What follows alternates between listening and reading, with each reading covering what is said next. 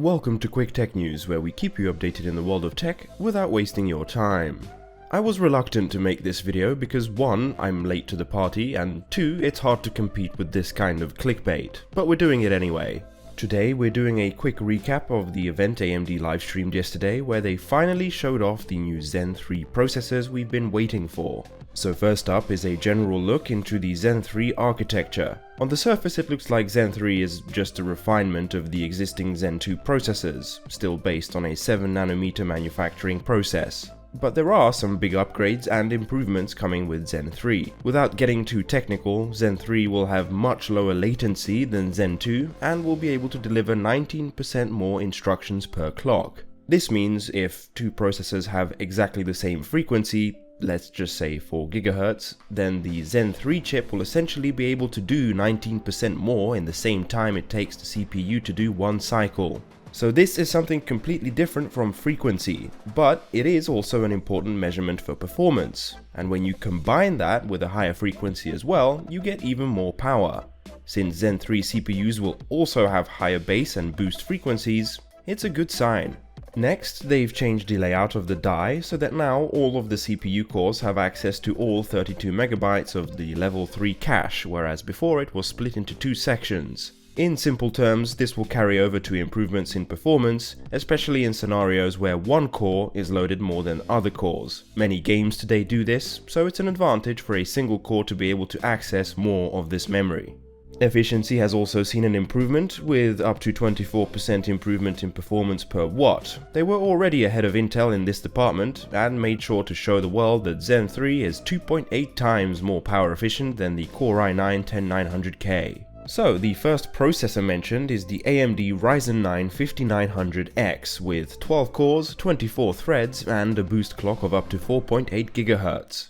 With all of the improvements I just mentioned, it's quite a lot faster than the current 3900X. They ran a benchmark on Shadow of the Tomb Raider with identical systems aside from the CPU. The benchmark is running at 1080p on higher settings, and as you can see, there's a 28% performance increase in frame rate. Some games like Battlefield 5 and Total War 3 Kingdoms see only a minor improvement, but other games like League of Legends and CSGO see a massive 50 and 46% improvement respectively. The average performance improvement across these games is 26%, which is a very significant number.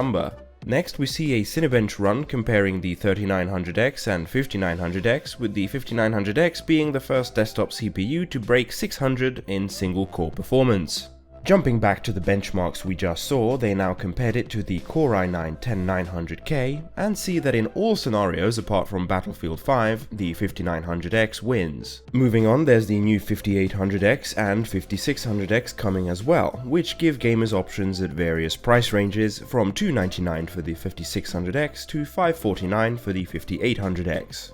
But they weren't done there yet. Next up is the flagship 16-core, 32-thread 5950X. Comparing it to the current 3950X, it has up to 27% improvement in CAD workloads, 12% improvement in rendering workloads, and up to 29% improvement in gaming performance. Comparing the 10900K, which isn't really fair, but anyway, it destroys it in rendering and beats it at video editing, CAD, and compiling. In gaming, it beats Intel too, at least in their tests, but by a much smaller margin. However, the 5950X is priced at $799 US, which also puts it in a higher price category than the 10900K. All of these CPUs will be available globally from November the 5th. At the end, I honestly thought they were about to unveil their new Radeon graphics cards too, but instead we just got a small teaser showing a couple of games. Notably, it does seem to be able to handle 4K gaming at the highest settings when paired with one of the new Zen 3 CPUs, so that's good to see. But we won't know the full details until the end of October, so if you want to stay updated on that, make sure to subscribe as I'll be covering that event as well.